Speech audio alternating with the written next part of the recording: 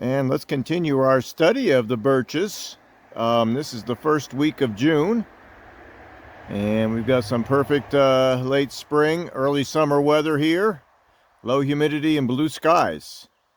We're on the Walpack Trail, which runs from Mount Watatic in Massachusetts to North Packmonadnock Mountain in New Hampshire. And we're right on the border of those two states right now, heading north on the Walpack Trail. And let's take a minute and look at some of these birches in the sapling form when they're a little tricky to tell apart. And if it wasn't for the leaves, it would be even trickier. I can say we've got 4 birches within a few feet of each other, and that's not uncommon in this part of the country if you're in a younger woods, where all 4 trees can set seed. If you get in older woods, you start losing the white colored birches, the paper birch and the gray birch.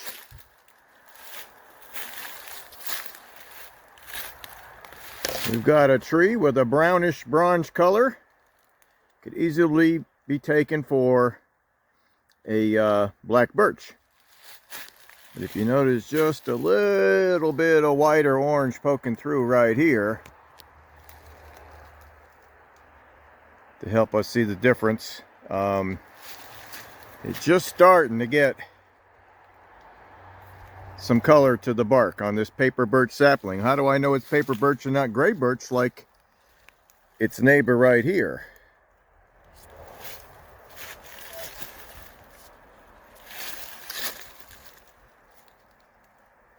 Its neighbor right here has almost identical colored bark with lenticels on it, just like this paper birch. They both turn white as they get older or larger. But as we zoom on up, we can see a difference in the leaves.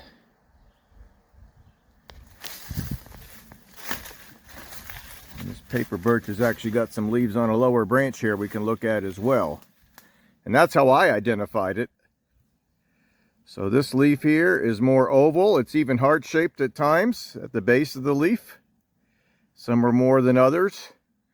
Definitely more oval than the triangular leaf and the coarsely double-toothed leaf of a gray birch.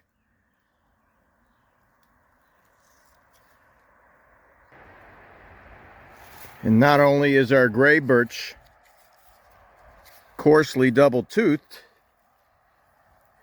so a very large tooth with 4 or 5 or 6 little teeth in between them, it's definitely more triangular and has a more exaggerated point at the end of the leaf. On average, it's considerably smaller than this paper birch leaf. There we are right there. So as you can clearly see now, the gray birch on the right has a much more coarse edge with a big tooth with several small teeth along the gap in the teeth.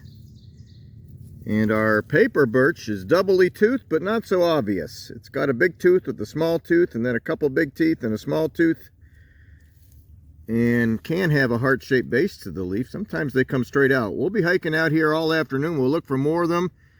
I'm expecting to find a lot of these birches in the areas of newer forest on this trail. And there's also some yellow birch and black birch right here too. If we went far enough north, we probably wouldn't be able to find the black birch. But in southern New Hampshire here at a lower elevation, it's still commonly found. Our sapling form of this yellow birch is still obviously a yellow birch by its color, and it's peeling even at a younger age. So we can look at the peeling on a yellow birch and know it's a yellow birch from a young age, and that light bronze yellowish color even at a young age, as opposed to the other birch that peels readily, our paper birch, which right here isn't really peeling at all when it's 3 inches around. So that's how one way we can tell them apart.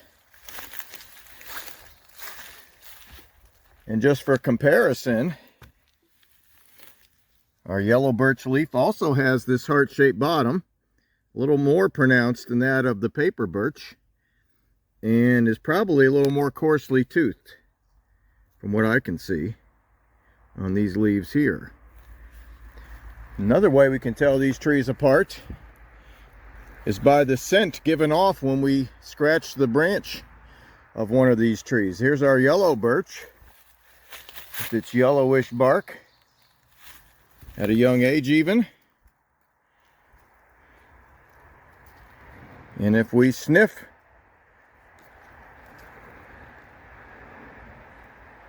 or we scratch back the bark, we get a slight odor of oil of wintergreen. And we've got a black birch right here. And this black birch is about the same size as that paper birch, and has the same lenticels and the same color as the paper birch and the gray birch at a younger age. So there's our medium to dark brown color. But again, if I scratch the bark back on these twigs, just enough to make the green part show through, this has a very strong smell of oil of wintergreen. So we go from a strong smell of oil of wintergreen on these black birch saplings to a modest or minor amount of oil of wintergreen in the yellow birch. And if we scratch the other two birches, the paper birch and the gray birch, we don't get any scent of oil of wintergreen. So when you're hiking along through a younger woods, especially if there's no leaves out, that's one way you could tell them apart, or at least narrow it down. And we might as well look at a black birch leaf while we're here too.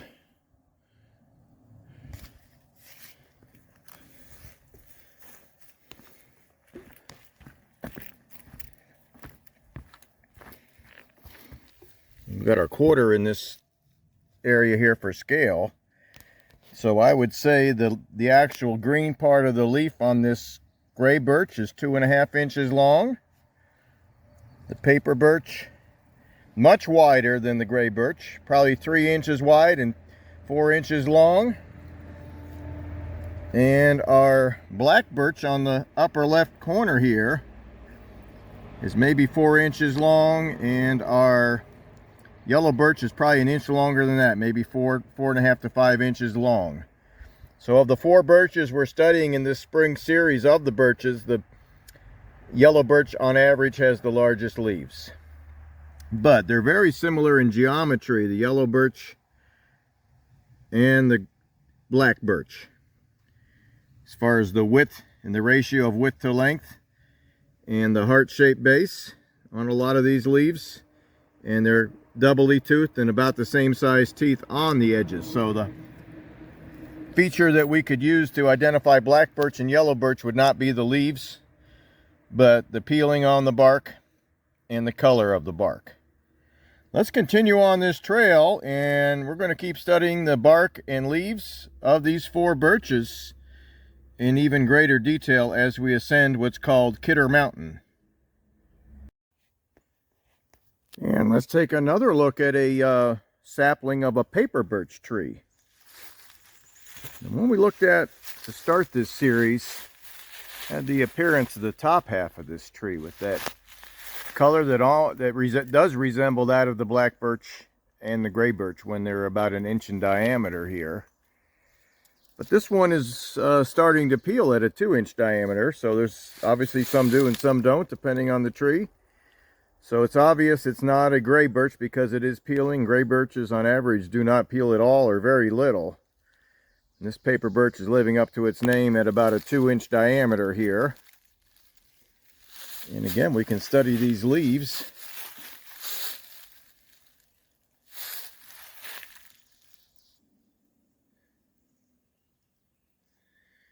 And here's our paper birch leaf again, with sometimes a heart-shaped bottom, but you know, definitely wider than the other 3 birches.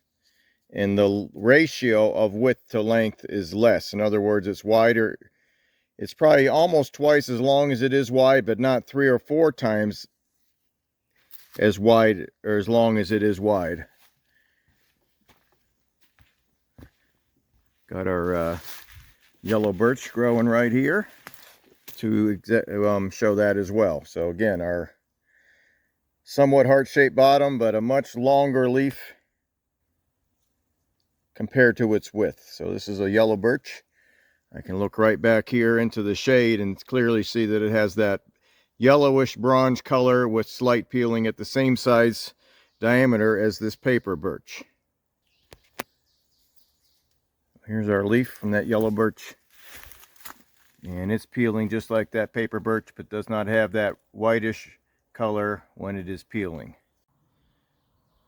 And let's follow our paper birch saplings as they get slightly larger. We're up to about 3-inch diameter here. This one's actually achieved pretty much a pure white appearance and a papery bark.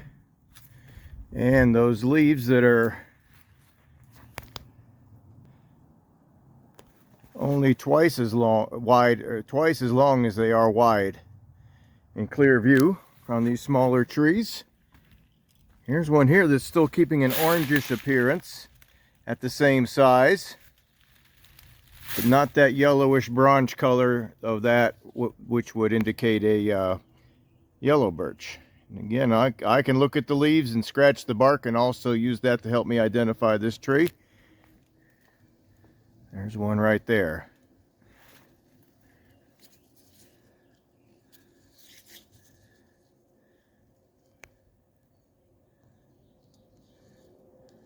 So again,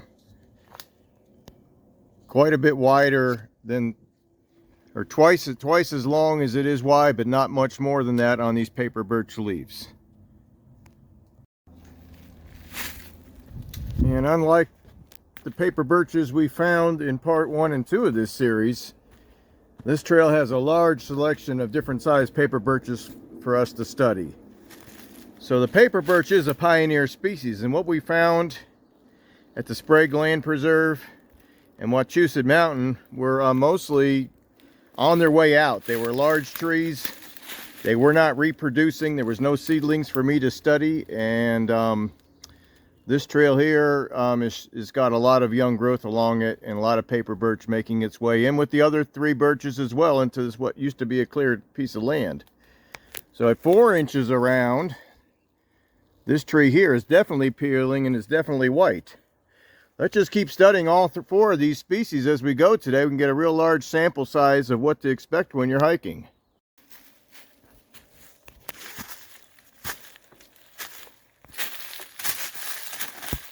And another 4-inch diameter paper birch. Well, it makes it easy on some hikes to really learn your trees, because you get a lot of different species growing right next to each other at the same, they're about the same age tree. 4-inch diameter yellow birch. Unmistakable, really, with the other 3 birches.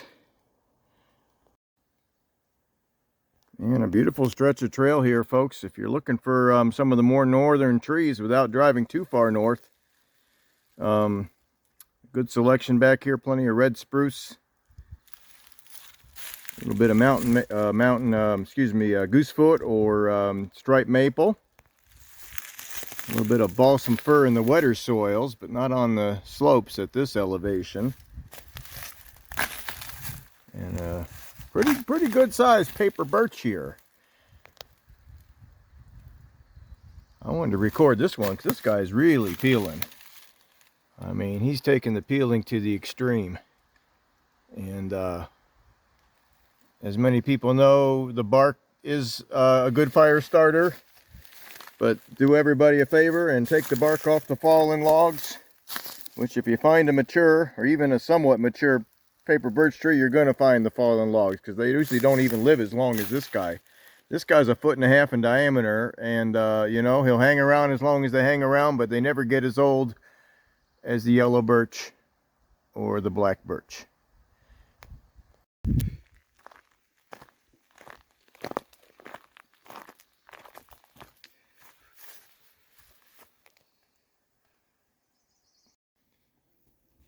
And the trail up Kidder Mountain goes off the Wapak Trail as a separate trail, and it dead ends on the top of Kidder Mountain. And it does take a just a short dog leg onto a power line right away, and we're heading back in the woods now. But boy, what a great place to really see these pioneer species in their heyday. Paper birch leaf, twice as long as it is wide. At a young age, this brown bark with small lenticels. And no evidence at all of its white bark at this small sapling size. And right next to it, for easy comparison, is our gray birch, with a leaf that probably isn't more than twice as long as it is wide, as just like the paper birch, but the shape is so much different, there's no mistaking them. Definitely shaped like a triangle or a spear point or an arrowhead. And at this young age has a very similar appearance. So without the leaves, it could be a little tricky. We'll concentrate on learning these trees with the leaves today, because that's what we're dealing with. One reason I chose this hike up Kidder Mountain is I saw some videos produced by another YouTuber, and there was a lot of plants up there that I know I could use for barking up the right tree, including lots of gray birch growing on some rock ledges. So instead of it being a pioneer species, this gray birch, which we see right here, can also, instead of just growing on these man-made openings, it can often grow on sand plains and bedrock ledges that are either not man-made or have been in a natural state for many, many years, and the trees can persist because of the full sun. So we'll head back up Kidder Mountain. It isn't that long of a hike. It's about less than 2 miles from the parking lot on Route 124, right outside of New Ipswich, New Hampshire here.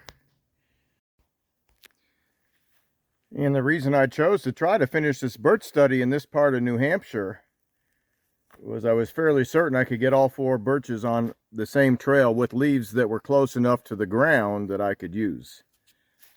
Plenty of yellow birch back here. And quite a few black birch mixed in with this eastern hemlock here. Got a nice black birch right here. It hasn't started to get that cardboard type peeling yet. Still pretty smooth. And here's one about 1 foot in diameter. Still retaining that smooth appearance. Again, I can look up and see those black birch leaves. If I had any doubt,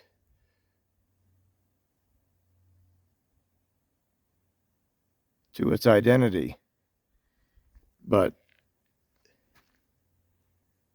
these 4 birches can be easily told apart just by the bark in most cases, except when they're very young. And as we approach the summit of Kidder Mountain, we've got some open woods with mixed age trees to my right. On my left, we've got a land that was recently logged. As far as I can tell, it was logging and not storm damage. Again, yellow birch is not against being a pioneer species. If there's a place to be, that's where it'll be, as long as there's a seed source nearby. And gray birch was kind of missing for about a mile there, but it's back. I'll take that back. It was missing except for that power line clearing. I saw it right at the start of this hike, didn't see it for about a half mile, saw it in the power line, didn't see it again. And all of a sudden there's all kinds of gray birch growing back in this area that was recently logged. And Mother Nature made it easy. We've got paper birch of the same size growing right next to it. There's our white bark, gently peeling.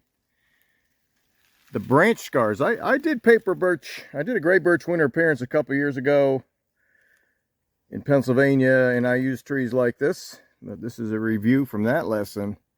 Branch scars, or where the branches have pruned off. Self-pruning trees do this, leave a scar behind. Eventually it gets healed over. The branch scars, on average, on these paper birches do not get a pronounced V shape. They can get it, like right here, but it's not pronounced on every one. And I'll tell you what, often these gray birches get a real obvious V shape. The whole way up, almost looks like animal tracks going up the tree. And the branches do prune off with lack of sunlight as the tree gets larger and shaded in.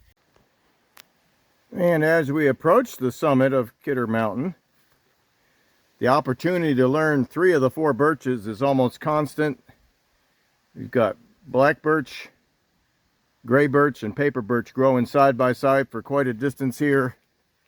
Plenty of chances to scratch the bark, look at the leaves, look at the branch scars, look at the peeling, to learn these trees inside and out. White bark but peeling, with paper birch leaves in view.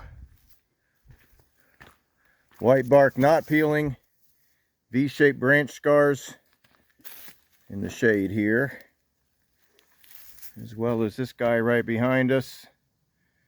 Except this guy, he's got some branch scars that are more eyeball shaped with a little bit of V pattern, and sure enough, that's our paper birch.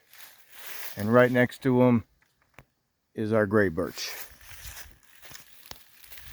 Great place to learn these trees. It's not a long hike, it's not steep, and it's supposed to have a great view looking to the south, southeast, and southwest. And if this stone wall is any indication as to what this land used to be, this was probably a pasture here at the summit of Kidder Mountain. And eventually these red spruce trees, which are reproducing they're reproducing a lot on this mountainside. There's plenty of seedlings coming up, so it wants to be here, and it will be here as long as it can. And it will set seed on these open areas, but it's more likely to set seed in the shade of other trees and let the birches do the groundbreaking, if you will. So on this summit here, we've got plenty of gray birch with those unique shaped leaves and the shiny luster of those gray birch leaves growing in a big clump here. And plenty of open views as you approach the south edge of Kidder Mountain. It's a rounded top, so you don't have a straight drop off. It just kind of rolls along. Would have made good rolling pasture, except there isn't a whole lot of soil up here, so what was here may have eroded away and is slowly going back to forest. The only oak on this hike is this northern red, so not much challenge in deciphering the oaks because I've only seen one species, and that's not uncommon this far into New England as you get away from the coast and further north. Let's soak up this view. It's mostly gray birch coming into this old pasture here, and it's reproducing and setting seed just about everywhere. Got a little bit of paper birch doing the same thing. And a tree that I'm going to put on this channel later this summer, I'm going to start working on soon, is not a tree at all in many cases. It's called common juniper. The foliage could resemble that of a red cedar. It does grow as a tree in some parts of the world, but doesn't normally grow as a tree in central New England here where I'm finding it. But pretty much every open ledge in this part of New Hampshire has a population of this common juniper, which is actually just a low-growing shrub at this point. I've seen it on several of the hikes in this area. And this Wapak trail that we started on today follows this low range of mountains all the way around to what's called Watatic Mountain, which used to have a ski area on it. It's been closed for quite a few years now. And right behind that is Wachusett Mountain, where I made part 2 of this series. And it still does have ski trails that are used for 4 to 5 months of the year. We're going to add just a little bit more to this video series. That's part 3. I want to do a little look at the hornbeam leaves, which are second cousin to these birches and of a very similar appearance. So there's no hornbeam on this hike that I could find, but plenty of it to our south where I do a lot of my day hiking, and I won't have any trouble finding it to finish this series on the birches. And stay tuned for a series on this common juniper when a few weeks pass by and I have time to get back to it. And way to our southeast here through the haze is the skyline of Boston, about 60 miles away. I know where to look and I know it's there. But it's definitely hazy enough today that if you didn't know it was there, it wouldn't get your attention. But a great view. For not a lot of distance and not a lot of steep climbing on this Kidder Mountain in southern New Hampshire here. And it's been a few days since I was up on Kidder Mountain in southern New Hampshire. I've made my way back into London County, Connecticut here. And this is called Candlewood Ridge. This park is almost continuous with a place called Candlewood Hill, where I did the study of the black gum a few months ago in the wintertime, and also some pitch pine a couple years ago. Lots of rock here, lots of old stone walls, some pretty impressive ledges back here. A lot of these rounded boulders, 4, 6, 8, 10 feet in diameter. Kind of got rolled around by the ice sheets and left on these precarious perches. Makes for some interesting hiking. And plenty of birch and hornbeam for us to study back here. I mentioned at the end of that visit to Kidder, New Hampshire, Kidder Mountain, New Hampshire, that the black birch and the yellow birch had foliage very similar to the hornbeams, the American hornbeam and the hop hornbeam. Well, we've got both hornbeams on this trail. We've got one of the birches, the black birch, growing commonly on this trail. Most of the soil back here is a little too droughty or dry for the yellow birch to prosper. It's only in some of the wetlands around here along some of the stream courses. So let's just take a look at this foliage briefly, and we'll wrap up this spring study and early summer study of the birches. Here's the doubly toothed margin of our black birch. This one's growing in the shade. As they often do, they can grow in the shade of other trees, unlike the paper birch and the gray birch. Once the canopy is filled in a forest, you don't ever find gray birch or paper birch saplings. Only the adult trees, and those usually die off as they age, and the other trees take over. We got our doubly toothed margin, and it's about 2 inches long. This leaf, it's in the shade of other trees. If they're in a full sun situation, the leaves could be up to 4 inches long. One other thing I'm going to mention about these birches, especially on these smaller branches, is they often come off, the leaves come off in pairs. So we'll have 2 leaves coming out together from what looks like little spurs in the wintertime. I mentioned when we started this series in early May that some of these birch trees have what looks like a spur on a rooster. The rooster's foot on the back of a rooster's foot, there's a spur like that on the side of the branches, and it's very common. And when you get those spurs, you'll get a couple leaves coming off. So we could count the leaves 2 by 2 as we go. 2, 4, 6, 8. And let's pause for a minute and take a look at the leaves on a American hornbeam that are very similar in size and geometry. But let's look at the pattern on that tree and compare it. Pretty much every sapling in this woods right now is a black birch. I can tell. I scratched the bark back and got that wintergreen smell. And we got our leaves 2 by 2 on these saplings. And right next to it is the muscular appearance of our American hornbeam tree with a very similar looking leaf. I would say on average these leaves are smaller than those of the black birch or the yellow birch. But we'll pause for just a minute and look at them. And as you can see,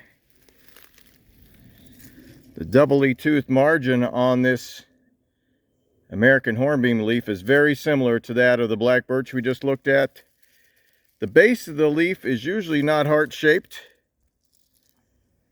but that is often the case with black birch and yellow birch as well. So what I use to help me is I'm not seeing these leaves coming out in pairs, But usually these smaller branches have 4 or 5 leaves on them, and they're not all the same size. There's usually a lot of variability in the size of the leaf. I got one right down here at the bottom that's not even as big as my fingernail. And the one at the tip here of this branch is about 1 inch long. And one at the lead of the branch here is about as big as that black birch leaf we just looked at. We'll put them side by side for a direct comparison here. And on the left is our American hornbeam leaf.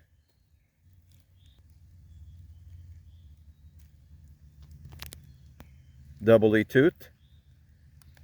And on the right is our black birch leaf with that heart-shaped base at least some of the time. This black birch leaf is quite a bit larger than that American hornbeam leaf, but they can be the same size, and they often are. So if the bark isn't obvious to you, the foliage and the pattern that the foliage that comes out in off the branches should help you tell these trees apart if the leaves are confusing you. But again, most of these leaves are smaller than that of the black birch and are growing in a pattern that does not resemble the pattern we saw on the sapling of the black birch. Let's go up the trail and take a look at some hop hornbeam, and then we'll put the wraps on this spring and early summer study of the birches. And just a couple hundred yards down the trail, we got a couple hop hornbeams growing near the edge of this preserve. And this is already on the channel, but one way we can tell it apart is by these little grooves in the bark that are about 1/4 inch apart, and sometimes a little bit of a shaggy or ungroomed appearance where the bark starts to flake off in small pieces. It often grows in clumps and has that doubly toothed leaf just like our yellow and black birch, in a similar shape and sometimes a similar size. This guy here is probably about 4 inches long though. And just like our American hornbeam, we're finding a whole bunch of different sized leaves on each branch. And the birches are usually consistent in the size of the leaves, and the birch leaves often come off in those pairs, at least on the branches we can see, toward ground level. And this hop hornbeam, like the American hornbeam, has a large variety of leaf sizes on each branch.